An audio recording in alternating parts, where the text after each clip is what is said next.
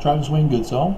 As I'm uploading my How YouTube Censors Me video, I thought I'd give you an update for today as to what's going to happen, because what it shows on YouTube stats is that nobody's interested. But partly because of YouTube censorship. Today,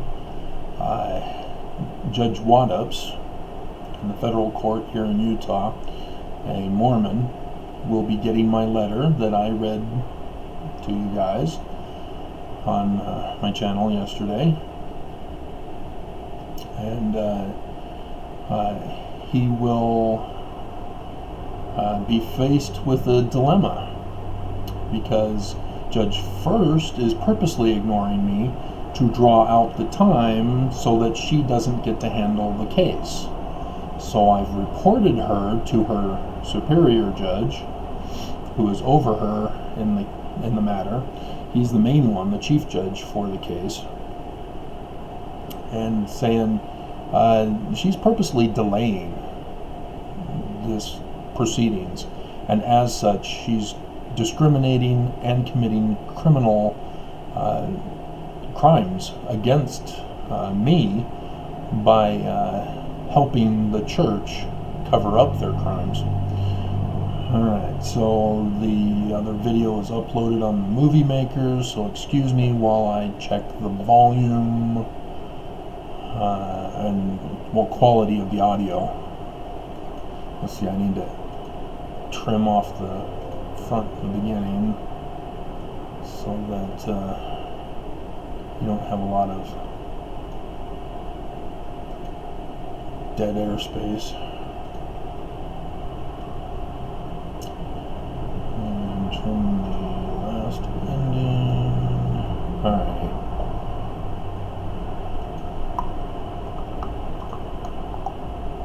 And we need it here. Travis Wayne Goodsell. I'm going to... Okay, it's audible. Alrighty, let's see if I can see the cursor. Demonstrate how YouTube is censoring. Yeah, there it goes. It's moving. Good. Alrighty. So now we'll save it. How YouTube discriminates and censors me as an LDS critic. I don't feel comfortable with an LDS. It should be a LDS. But because of the phonetics, L is spelled with an EL. How YouTube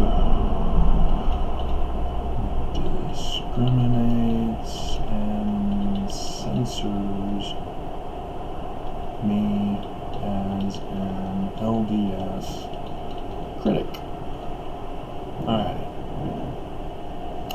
So he'll be getting my letter today, and like I have been saying, all lawyers, when they're commenting on the law for their counsel and procedural advice, they all indicate that a judge who is a good judge will want to resolve motions and letters as quickly as possible because their docket is so full, and so they usually do it within a few days with a response. In the beginning of my lawsuit against the church, Corporation of the President specifically, they were very quick, and the clerks were on top of it as well, getting things onto the online docket for the public to view. And then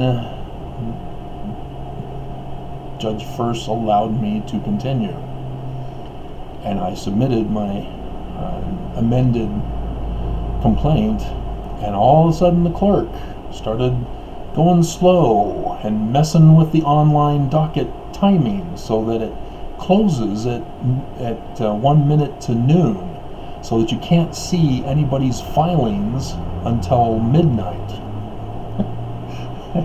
and all sorts of other tamperings and purposeful delays and obstinance attitude problems in dealing with my case. This is corruption, Mormons. You can't do that because you are a federal court in this particular case, and as Mormons, if you are messing with people who are filing a complaint against the church, you are betraying America. You're committing an act of treason. It's not just that you are obstructing justice, you are committing an act of treason. And I don't think they fully grasp that. But as I've been complaining in my complaint, the Mormon Church owns Utah. They have everybody under their thumb and control everybody in all levels of government and in society and business, etc. And that's a big part of my complaint with RICO and treason and war crimes and hate crimes. So you'd think people would want to do their job. Not when it comes to the church. So that's the dilemma I'm faced with now. And so I've had to complain to Judge Waddups about Judge Furse. And she's leaving. So what are they going to do? Fire her?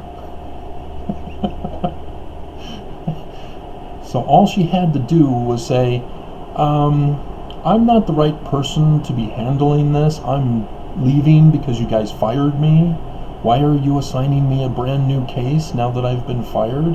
As other cases have said that because it's going to go longer than when I'll be finished, that it needs to go to another judge, you know, like Gaddy versus COP, the case that she got fired for. So,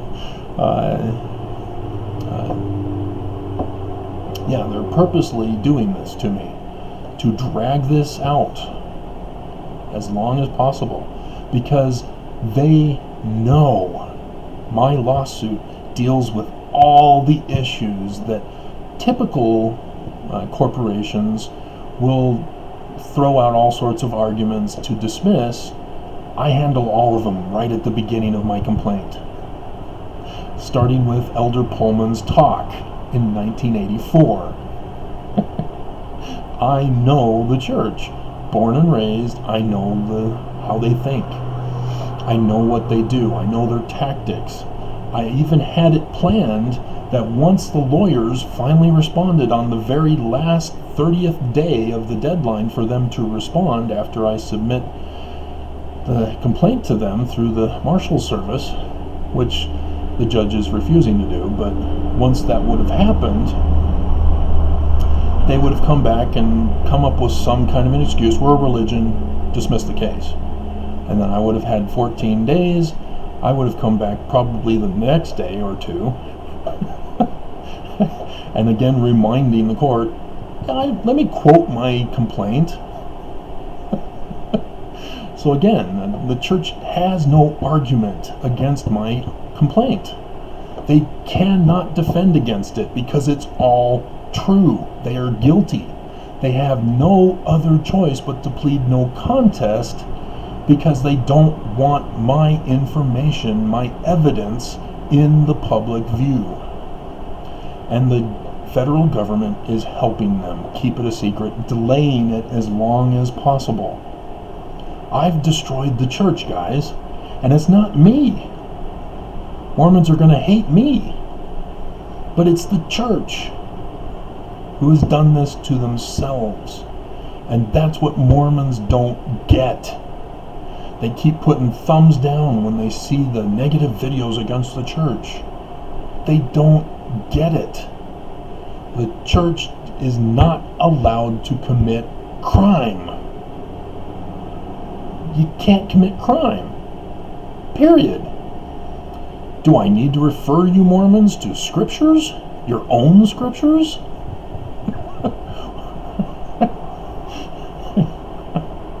I mean, it's in the Book of Mormon, talking about following the laws of the land. It's in the Article of Faith, number 12. Follow the laws of the land. What are the laws of the land? The Constitution. So is Utah justified in becoming an authoritarian government in violation of the Constitution? No! It's that simple. And yet Mormons still, no, we are the most pure and holy race. We are the master race, the master Mormon race. I was going to do a white supremacist Mormon video. I held back. I still should do it, because my experience here in Utah is all about how white supremacy functions here in Utah. But I went and did my own personal video experience when I was at Auburn Jail in the Northern Kingdom of Norco. And so, again, YouTube was scanning it, so it's not likely to show up on anybody's but those who've come to my videos previously. And people are going to look at it and go, huh? Well, Travis. And so I'll be lucky if I can get 5. But this is where the church is at right now. Last week's scandals, nothing compared to what is going to shake and tremble the whole criminal organization throughout the world when my case against the church comes out publicly in national world news. People are going to go, uh-oh. And it's frustrating that people are not getting notified as they need to. If Google search and YouTube would not throttle my videos, if my Square didn't throttle my website,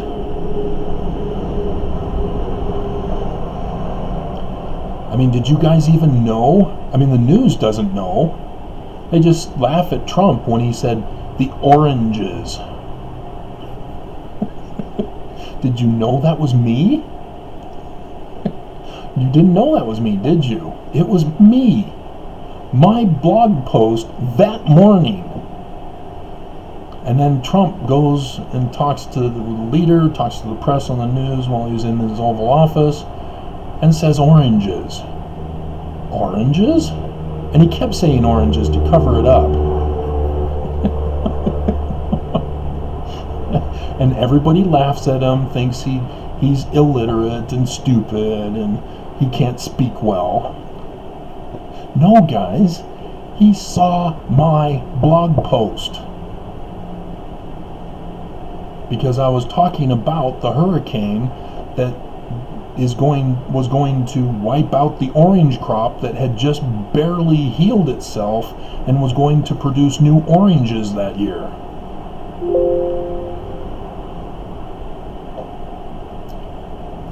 And so I was saying that the cost of orange juice is not likely to go down, and it in fact did go up even further since that second hurricane.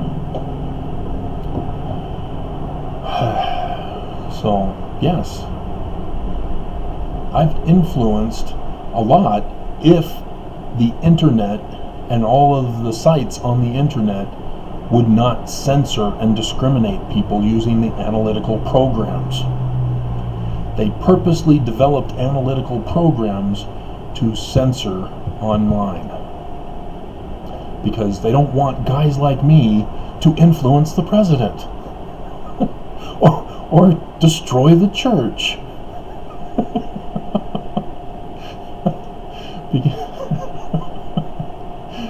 Oh man, okay.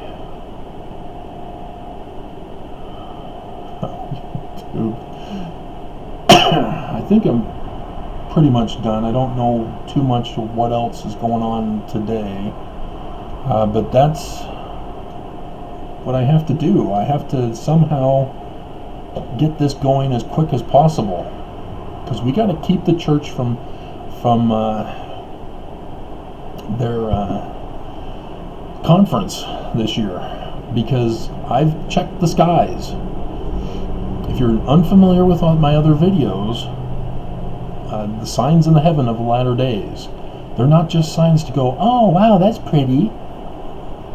They have symbolic meaning behind them. So the signs indicate a symbolism for an actual occurrence on earth. And for the conference, it's not good.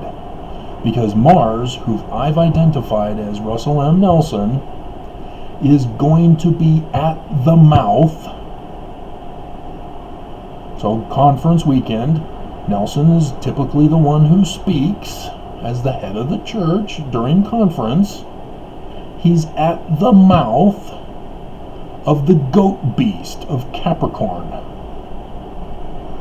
It's not just a horn of cornucopia, it's also the goat beast, the half goat, half fish. What is the goat beast in religious terms? The inverted pentagram of the Church of Lucifer. Yeah. The last time I saw Mars at that same location was during the summer of 2018, when he and his wife spoke to the youth and created the youth battalion. This is going to be conference. He's got things prepared for conference of pure evil. You know, the video I did about my time in Corona, I showed Corona High and the born-again Christian church and the Mormon church right there at Corona High. They're purposely catering to teenagers. And born-again Christians were doing well because the born-again Christian church was open all throughout the day for the high school kids to come walking in. Check it out. Become a part of it. Hey, see the new Mormon video.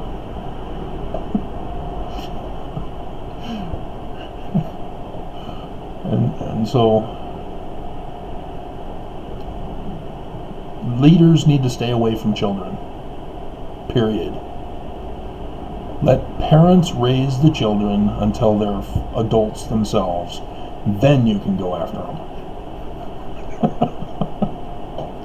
But the church is worse, because the whatever church it was, born again church, they don't demand payment of donations in order to go through ritual performances. The Mormon church does. That makes the Mormon church worse, because they want kids who are working to pay them tithing in order to participate in the rituals. That's child slave labor, in case you guys were unfamiliar with the law. And so yes, that's part of my RICO counts against the church. It's because I had to pay tithing as a kid. So beware. Coco Beware. That was a wrestler, wasn't it?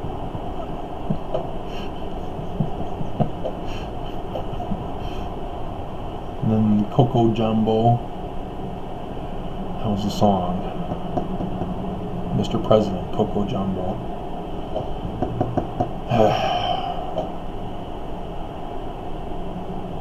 The president's song I do like is from Kylie Minogue. Mr. President. Oh, Mr. President.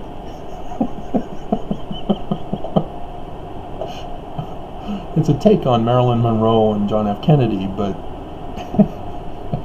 she does an excellent job on that song.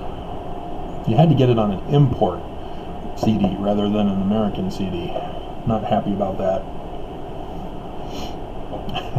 But YouTube will have it.